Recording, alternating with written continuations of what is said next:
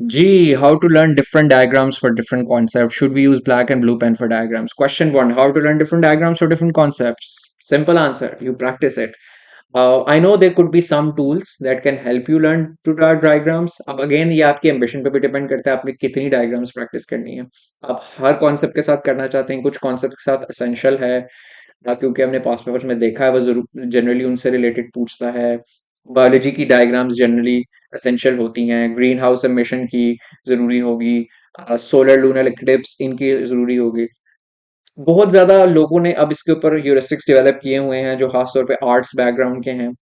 तो अगर तो आपको को जनरली मुश्किल होती है सामने देख के बनाने में डायग्राम और उसको याद रखने में, तो फिर आपको थोड़ी एफर्ट करनी पड़ेगी.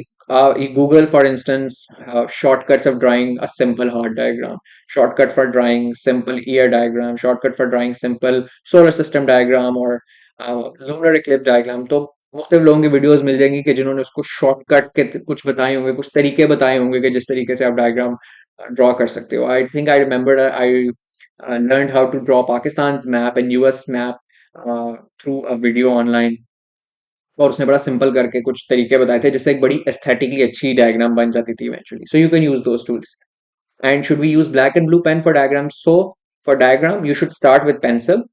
पेंसिल और ताकि क्योंकि डायग्राम में बहुत ज़्यादा चेंजेस होती हैं, चीज़ें खराब होती हैं, तो you must have an eraser with a pencil. जब आपकी डायग्राम सही बन जाए, आप उसको पेंसिल की शक्ल में भी छोड़ सकते हैं. अगर आपके पास वक्त की कमी है, move on. Don't waste too much time on the diagram. But अगर आपके पास वक्त है तो फिर आप उसको आउटलाइन कर लें उस अपने पेंसिल वाली डायग्राम को, कुछ चीज़ों को ब्लैक से कुछ चीज़ों को ब्लू से, ताकि वो ज़रा एक अच्छी खूबसूरत सी डायग्राम बन जाए. Hope that answers.